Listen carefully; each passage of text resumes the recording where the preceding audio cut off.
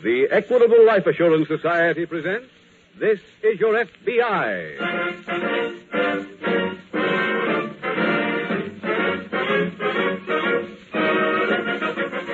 This is Your FBI, the official broadcast from the files of the Federal Bureau of Investigation. Presented as a public service by the Equitable Life Assurance Society of the United States and the Equitable Society's representative in your community.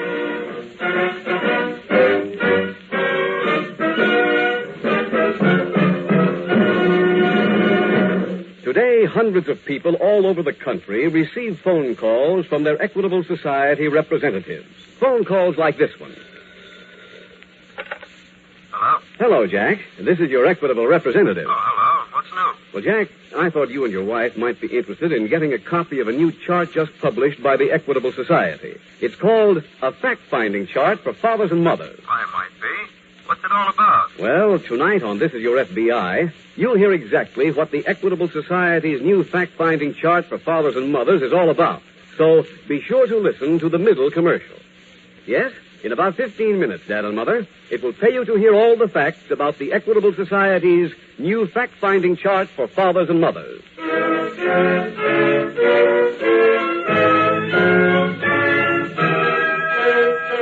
Tonight's FBI file, the Plastic Profile.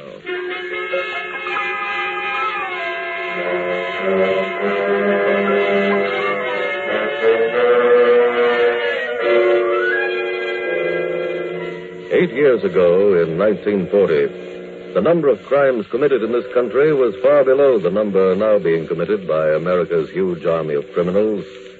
With the larger number of crimes has come a greater number of convictions, a greater number of people being sent to prison.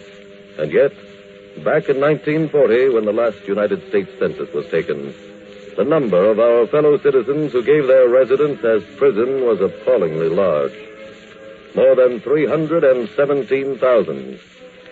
If that number does not sufficiently impress you, then perhaps you should consider that in these 48 states, with a population of more than 130 million, there were only 25 cities housing more people than are currently held in our prisons.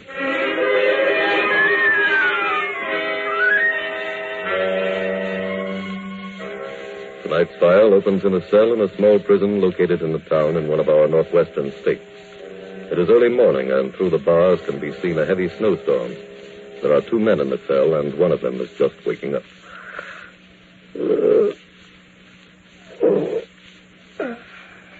Hello there. Well, when did you come in? Last night? Must have been after I went to sleep. It was. Say, don't I know you from someplace? I don't believe so. You live around here? No, just passing through. Somehow I know I've seen your kisser before. Hey, wait a minute. Huh? Now I know. There's a picture of you on a circular in the post office. I seen it last week. Oh. Funny I should remember. Just seeing it once like that. Everybody does, especially the police. That's why I'm here. My name's Joe Crawford. Hello, Joe. I'm Slim Baldwin. What are you for? They're holding me for the FBI. Wow, that's bad. What's that? Quiet. Give me that stick.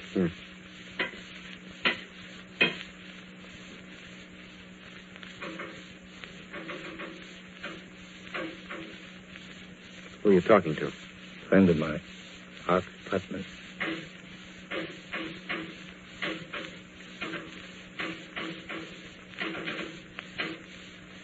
He sends very well. You can understand it? Of course. He just asked us at a time for busting out of here. That's right. Would Mr. Ox Putnam object to company?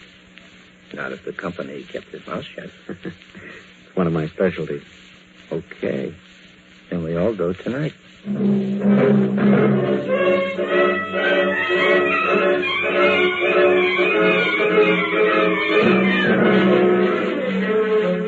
next morning, at the local railroad station, Special Agent Jim Taylor is met by Sergeant Roberts of the local police. Hello, Jim. Sure. Hello. How are you? Okay, guy. Well, looks like you've had some typical weather. Yeah, as a matter of fact, the weatherman says it really hasn't stopped snowing yet. He thinks it'll start again in about an hour. Well, I'll be gone by then, I hope. Well, I don't think so, Jim. I got some bad news. Oh, what's wrong, Jeff? Well, the man you came up to get broke out of jail last night. What? He broke out with two others. One of them was caught here at the railroad station. The other, a man named Joe Crawford, still missing. Then he and Baldwin might be together, huh? Yeah, maybe. Let's get going, huh? Okay. Jeff, how'd they get out? Well, Crawford told the guard he wanted to see the warden. When the guard opened the door, Crawford grabbed his arm, knocked him down, took his keys. Once they got those, they were as good as out. Yeah, I think I know what you mean. I remember that cracker box jail you have here. Hey, I thought they were going to build you a new jailhouse. Well, there was a referendum at the last election. People voted against it. Doesn't make much sense to have a good police force and a bad jail. That's what we tried to tell everybody. Now, here we are, Jim. This is the car. Okay. Let's head back to the office and see if there's been any word.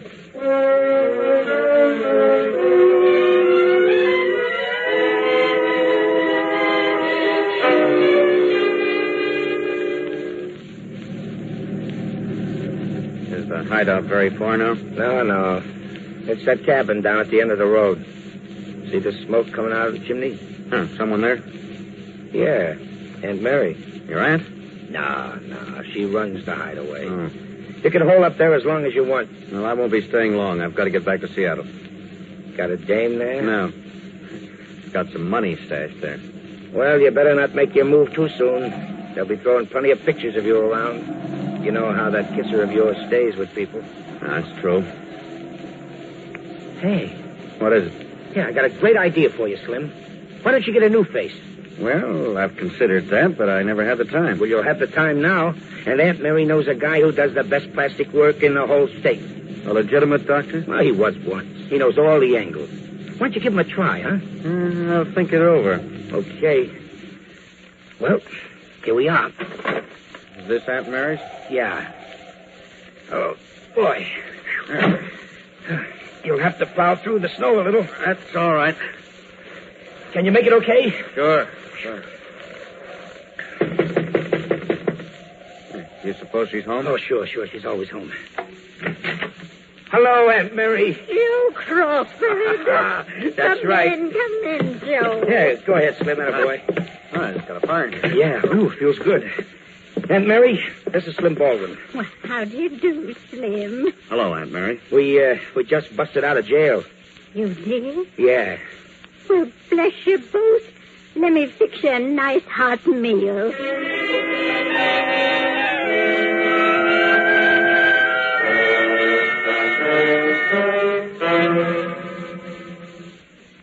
Busy, Aunt Mary? Oh, no, come in, Joe. I thought you went in to take a nap. Oh, I'm not tired. Oh, where's your friend, Slim? Oh, he's sleeping. He was knocked out. Oh, poor boy. Is he an old friend, Joe? Nah, I never seen him till yesterday. He was being held for the FBI. They had circulars on him all over town. Well, my, I'm flattered to have a celebrity in the house. He's too much celebrity. That's his trouble. What do you mean? Everybody knows his kisser. That's why he got picked up. Oh, what a shame. Say, Aunt Mary, is that plastic doc that you used to know still around? No, you mean Doc Smith? Yeah, that's the guy. No, he died a few months ago. Oh, that's too bad. I had a chance for us to make a real good commission. How's that? Well, I talked to Slim on the way out about having his kisser fixed. And a few minutes ago, I started on him again. Yes? He finally decided to have it done. I said you could get Doc Smith for the job. I said it would cost him 5 G's. What did he say to that? He said he'd pay it. He did? Yeah, he's got some dough stashed up in Seattle. Well, Joseph, we can't let money like that slip through our fingers. Oh, what can you do? I know another doctor. Huh? I'll have him here tonight.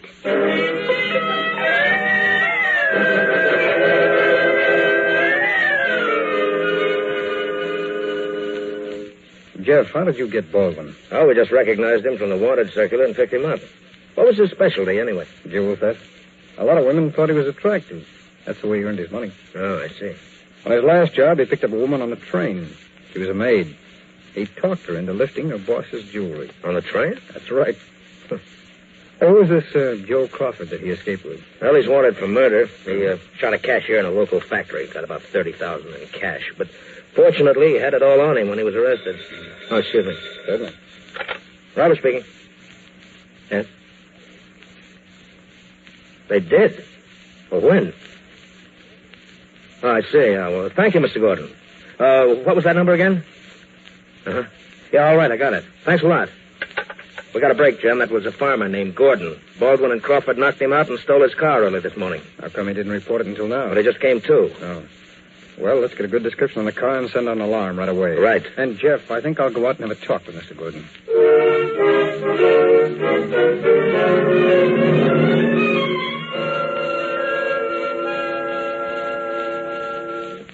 Here's some more wood for the fire, Aunt Mary. Oh, aren't you the good boy, Joe? Say, is Slim still sleeping? No, he's been in here visiting with me. I just sent him back to his room. Get ready for the doctor. Oh, when's he coming? He should be here any minute. Did you talk to Slim about the dough? Yes, I told him I arranged everything with the doctor. Told him that he didn't have to pay till he got back to Seattle. Did you tell him that we'd go up with him to collect? Oh, yes. Mm-hmm. Swell. Well, there. How's that for a fire, huh? Oh, that's beautiful. You know, it reminds me of a building my departed husband once set fire to. Aunt Mary, you killed me. Oh, that's probably the doctor now. I'll let him in. Well, hello, Doctor. Hello, Mary. Well, come in, won't you? Thank you. Joe, this is Dr. Montgomery. Oh? Doc, this is Joe Crawford. Hiya, Doc. Fine. Let me have your coat. Sure. There we are. Goodness, where are your rubbers? Huh? You must have forgot them. This the patient? No, he's in his bedroom. You think you can do the job tonight, Doc? Sure, no trouble at all. Got all the instruments in my little black bag. What kind of a face you going to give the guy? What kind would he like? What kind you got? All kinds. He can look like E.H. Southern, Robert Mendel. Oh, glamorous. Who are them guys? Oh, they're very handsome men. But, Doctor, why don't you talk to the patient? After all, he's the one who'll have to make the choice. He's in his bedroom, Doctor. You go right in. Very well, very well. Hey, Aunt Mary. Yes, Joseph. This may not be the right thing to ask, but has the doctor been drinking? Of course. But how can he operate? Operate? Well, the only time he's used a knife in his life is to put butter on his bread.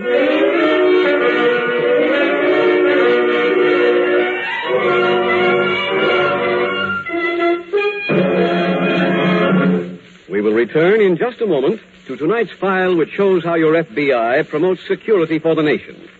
Now let's bring this question of security closer to home. Jack, with those youngsters of yours growing as fast as they are, here's something you'll want to see. It's called a fact-finding chart for fathers and mothers. Fact-finding chart? How's that going to help me? It'll help you, Jack, because you're the kind of man who isn't afraid to face facts squarely. For example, what would happen to your wife and children if you should die unexpectedly? Would they be able to make out all right? Would they have enough money to keep well-fed, well-housed, and well-clothed? When you put it that way, Mr. Keating, I couldn't say. But that fact-finding chart sounds kind of complicated. Not a bit, Jack. It's the simplest thing in the world. With the Equitable Society's fact-finding chart, you'll have your answer in 5 minutes flat. Look, you're guided every step of the way by easy-to-understand pictures, which illustrate the rock-bottom expenses your family will have to meet. And when you're finished, you'll have a clear, accurate, and complete picture of just what income your family would need during the critical years. Hold your horses, Mr. Keating. What do you mean, critical years? The years before your youngest child finishes high school. Years during which the home must have a minimum income to keep it together. I see what you mean, Mr. Keating. Guess I ought to get this fact-finding chart. Now, how much do they charge for it? Well, Jack, it doesn't cost you a single cent. The Equitable Society representative in your community will be glad to bring you a copy. Sit down with them, you and your wife together. There's no obligation, and get a true picture of where you stand. Phone him tomorrow to bring you an Equitable fact-finding chart for fathers and mothers. Or send a postcard care of this ABC station to the Equitable Society. That's EQUITABLE. The Equitable Life Assurance Society of the United States.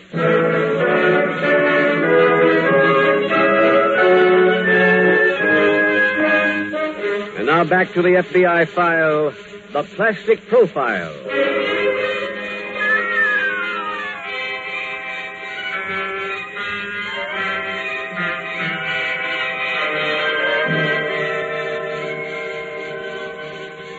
Tonight's case from the files of your FBI lays bare the primary emotion of every criminal, the desire to get his hands on what belongs to someone else, no matter what the cost in physical pain or mental torture might be to the victim. When we in this nation reach a point where every person in every section is truly a civilized human being, then there will be no more crime waves, nor any criminals. Because the true stamp of civilization is a deep compassion for your fellow human beings. But until we reach that utopian day, it is our bounden duty to cooperate at every turn with our local police and with every other law enforcement agency to see to it that the war against crime is waged successfully.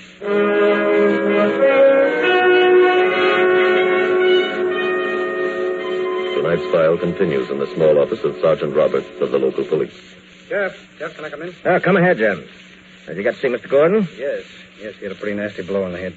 Could he give you anything? Yes, I showed him Baldwin's picture on the wanted circular and that picture of Crawford that you had. Uh-huh. He identified both as the men who stole his car. Well, at least we're sure of that much. Well, if they stay on any main highway, they should be picked up pretty soon, huh? I would think so, Jim. That alarm has been on the local radio station every 15 minutes since this morning. Mm-hmm. No, pardon me. Robert speaking. Yes, Mr. Atkinson. When? You're sure? Yes, I see. All right. Thank you very much. That was Mr. Atkinson, Jim. He just heard the alarm on the radio. And he saw the car? Yeah. When? This afternoon. It went past his house up 9 Mile Hill. Where's that? Oh, about 35 miles from here. Mm-hmm. He also said that he noticed the car because it was the only one that went past his house today. Well, we might be able to follow the tracks then if it doesn't snow again. Yes, we can get out there first thing in the morning. We don't have to go by car, Jim. We've got a helicopter. I'll fly us out there as soon as it gets light.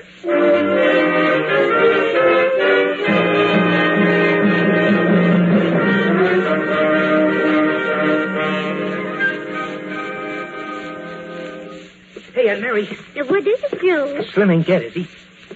What gracious, no. What makes you think that? Well, I just looked in that room where he is. He's out cold. Well, naturally.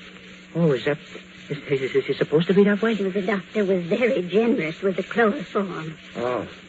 How long will he be out? About another hour. Then can he take off those bandages? No, son. They won't come off for a few weeks yet. What? But I don't want to wait here that You long. won't have to. He can travel as soon as he regains consciousness. With his head all bandaged like that? Well, of course. I'll get him a cap with earmuffs, and with his coat collar turned up, no one will notice it. I hope that car we picked up holds together until we get to Seattle. Oh, we're not using that car. Might be hot. We'll use Doc Montgomery's. What about the doctor's dough? He's already gotten everything he's going to get. You paid him? Gave him 2 bottles of whiskey. That should keep him very happy. Suppose the doctor gets in touch with Slim and asks for his dough. How's he going to do that? Well, I saw Slim write down his address on a pad for the doc. As soon as he has a couple more drinks, get it back from him. Right. Now, give me a hand here. I'm looking for something. What, Aunt Mary? My best shawl. Got to dress up if we're going to Seattle.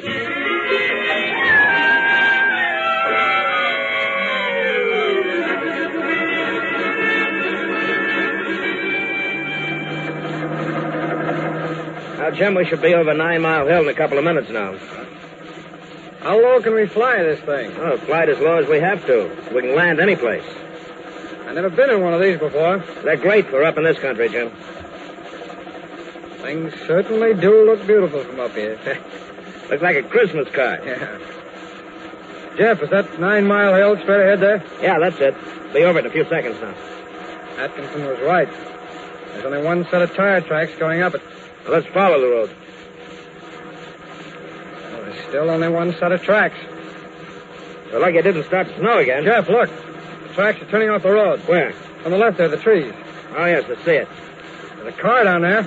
Right next to that cabin. Yeah. I'll drop down. Sedan, Jeff. Yeah. Looks like a Buick. Left rear fenders, done it. That was in the description. I'd say that was the car that was stolen from Mr. Gordon. I'm going to land in that clearing in back of the house.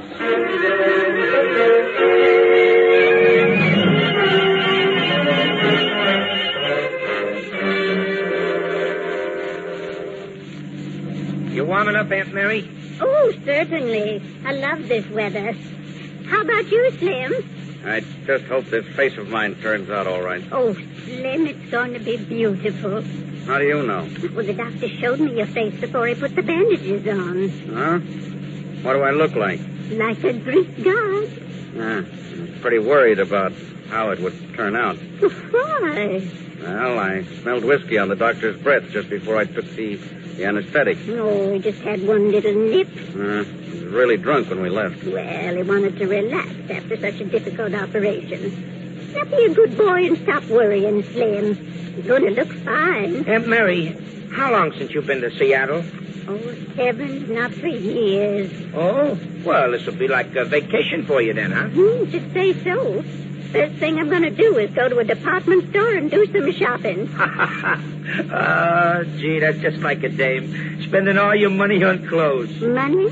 Gracious, Joe, I didn't say I was going to buy them. Huh? Well, you're much too young to remember, but in my day, I was the best shoplifter west of the Mississippi.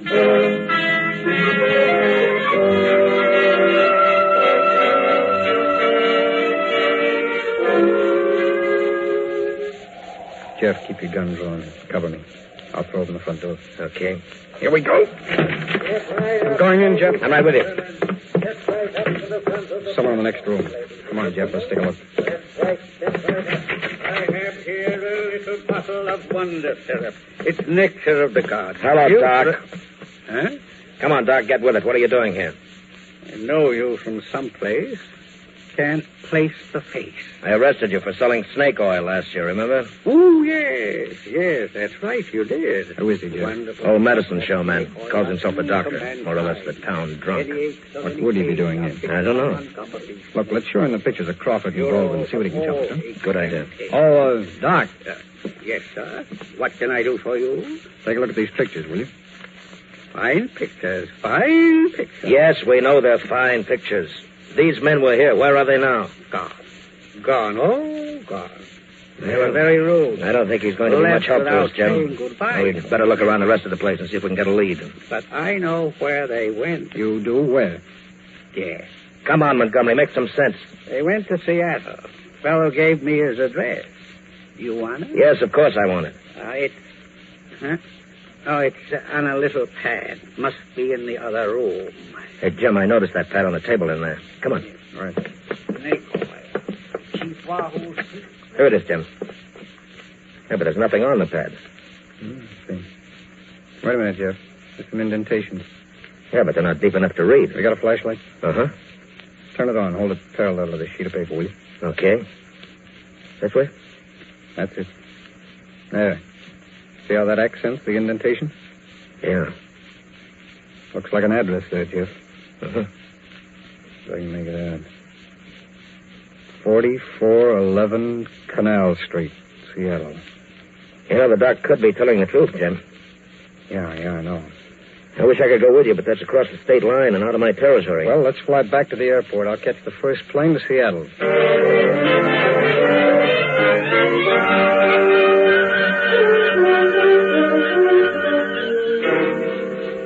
My, Slim, isn't this a nice apartment? Thank you, Aunt Mary. Let's see now. Can I get you anything? Well, if it wouldn't seem too rude, you could get us the money. Money? Yeah, the 5 G's. For the doc. Oh, of course. I'll get it right now. Gee, you keep that much cash here? This wall safe is pretty well concealed. Mercy, I'd be afraid of thieves. I think they extend professional courtesy. Here we are. He's got a gun. That's right, Joe. Slim, you put that away. You'll hurt somebody now. I will if you two don't get out of here. What is this? Pretty apparent, isn't it? I'm saving myself $5,000. Young man, this is most unethical. It's just good business, that's all. Look, Slim, what are we going to tell the doc? Don't give me that. You had no intention of paying. But you got a new kisser. You're wrong, Joe. What? He's still got the same face under those bandages. What are you talking about? That man wasn't a doctor. He didn't touch your face. If you're lying, I can feel it. What you feel is plain plaster. If you don't believe me, take off the bandages, see for yourself. Go ahead, take them off. I will. Is that the truth, Aunt Mary? Yes, Joe. He'll find out when he looks at himself in that mirror. Wait. You dirty... Get his gun, Joe. Right. Let it go. Oh, no. Now we take over. Good work, Joseph. Now take a look and see what Mr. Baldwin really has in that wall safe. There you are, Olga. Huh? A cop. I'm a special agent of the FBI. Well, you just arrived in time, young man. That fella there with his face half covered with bandages is a criminal. I want you too, Mrs. Dawson. And I'm taking these two to a jail they won't break out of.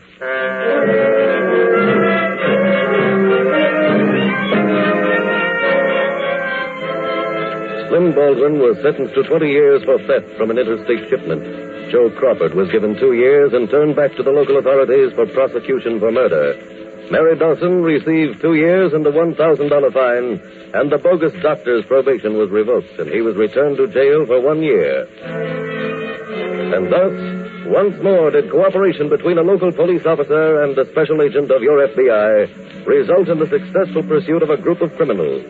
The method of reading indented writing, which led Special Agent Taylor to the address in Seattle, is only one of many skills in scientific crime investigation which form a part of the training given to every special agent before he becomes a duly authorized and qualified member of your national law enforcement agency, your FBI.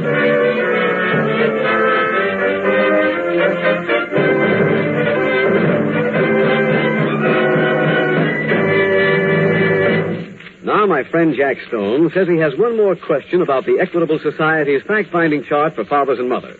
What is it, Jack? Well, you say this chart is free, Mr. Keating, but there must be some strings attached to it. No, Jack, not one. This chart was originally created as a helpful service to members of the Equitable Life Assurance Society. Now it's being offered to the audience of this program.